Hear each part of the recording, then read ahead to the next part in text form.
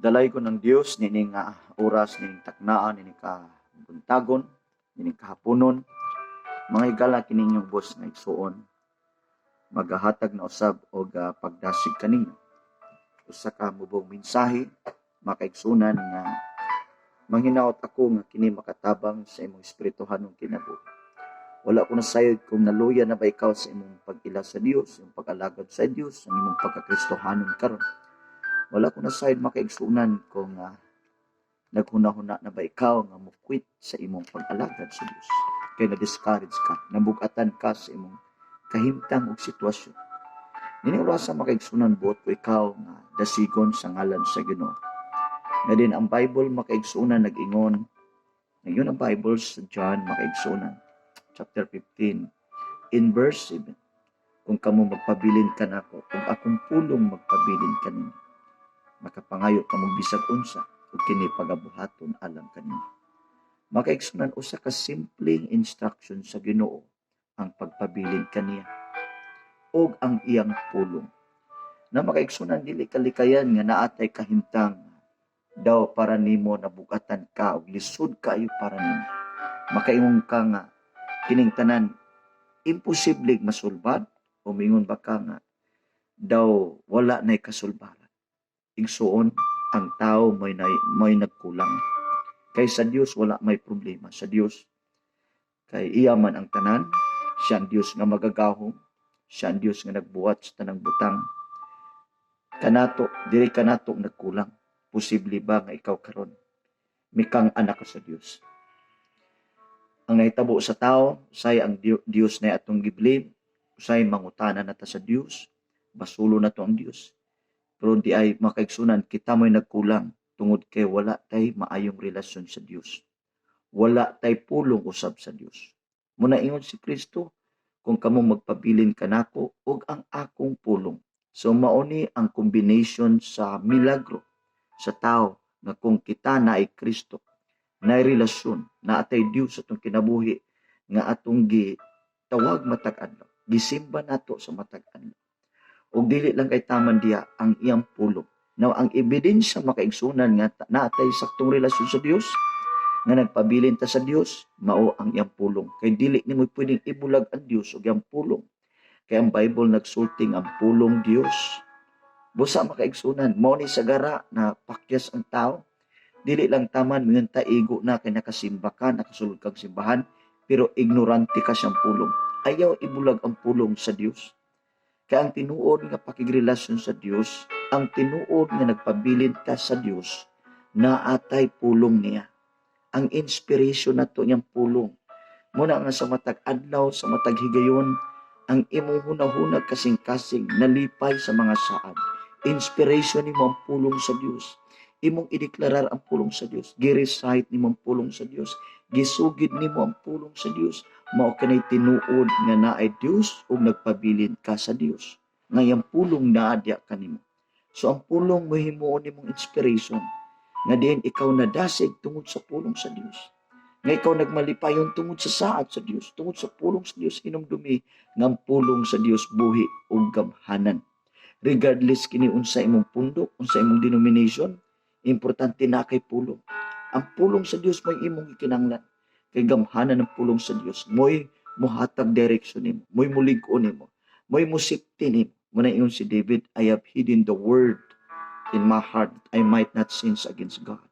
I have hidden the word of God in my heart that I might not sin against God. That's how powerful is the word. Ang word of God may mo preserve na to. Daghang problema sa kalibutan, daghang mga pagsulay, daghang tentasyon, but igsuon di ta mo bulag sa pulong. Nataliwala mapakyas ta, pero naipulong sa Dios, makonbiktar na to. Kay buhi ang pulong, kay ang pulong Dios man. Busa mingon si Jesus, makapangayo kag bisag unsa. Kung maestablisar na ang atong maayong relasyon sa Dios matag adlaw, ug ang pulong sa Dios kanunay naa nato. Naglihok, buhi ang pulong. Gihimo nimong prioridad, gihimo nimong kinabuhi, gihimo nimong concern ang pulong sa Dios. Igsuon nakasiguro ko kay di man magbakak si Kristo siyang pulong. Bisag unsa imong pangayoon. The moment mo ampo ka sa Dios, tubagon sa Dios, kay saad na sa Dios, o kalipay usab sa Dios ang pagtubag sa imong mga pag-ampo. Kalipay sa Dios ang pagpanalangin kanimo. Kalipay sa Dios ang pagpauswag kanimo. Busa karong orasa, mao kining simple na kung pagdasig kanimo. Taliwala sa kabugat sa imong sitwasyon, or kaha nagmalipayon baka kakaron kay daghan kay kag nadawat sa imong kinabuhi. Daghan kay kag success, daghan kay kag mga achievement, pero dili usab ka na garantiya makaigsunan. Kay nagyapoy kulang sa imong kinabuhi. Busa makaigsunan, nini nga kalibutan kung wala tay Dios, wala tay kapaignan. Yun ang Bible nga pwede ka karon nga nagmalipayon o nga sa sunod nga mga adlaw magulanon na usab ikaw. Busa dili garantiya kung sa imong achievements sa kinabuhi. Mabot gyapon sa point nga nanginahanglan ka sa Dios. Muna in ang Bible, there's a way that seems right unto a man, but afterwards destruction will come. Pwede kang may karon nga ako nagugni. May ka nga bright ka, banggiitan ka.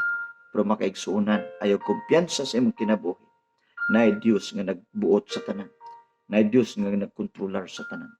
Ang gitinguha sa Dios nga ni kanato, nga naatay saktong relasyon kaniya. Giisip nato siya nga atong amahan. Giisip nato siya nga atong Ginoo, Dios ug manluluwas. Sa pangalan ni Kristo Jesus. Nga diin si Kristo mo'y dala nato nga matutag langit. Busa igsoon ni galan ning kapunon, nini orasa, wa ko na sa oras sa inyo, sa adlaw sa inyo.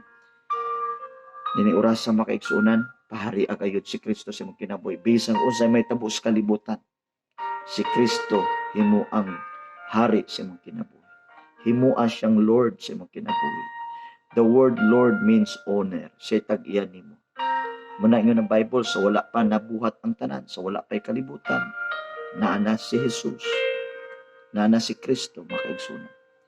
Busa nini orasa, ako magadasig kanimo, na ayaw bulag sa Dios, pabilin siyang pulong, pasalamati, simbahan Dios, daigan Dios sa matag adlaw.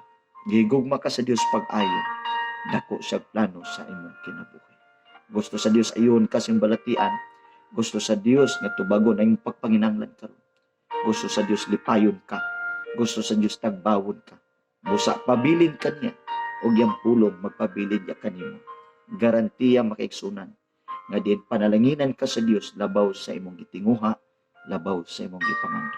Dalaygon ang Dios nining adlaw, paliw kog share sa atong video. Ang Diyos magapanalangin kanimo. Salamat sa inyong mga comments, salamat sa inyong pag-like sa atong mga video. Naunta kini nga mensahe makaigsunan, makatabang sa atong makaigsunan, ingon man usab kanimo. Salamat sa inyong pagpaminaw, ako magayon kanimo. Nang tao nga nay pagtuo, di siya mapakyas ang paglaom. Kaya ang Diyos nga nagsaad sa mga pulong, maturod-anon siya nga mutuman. Dalaygon ang Diyos, umayong adlaw kanatong tanan. Bye-bye.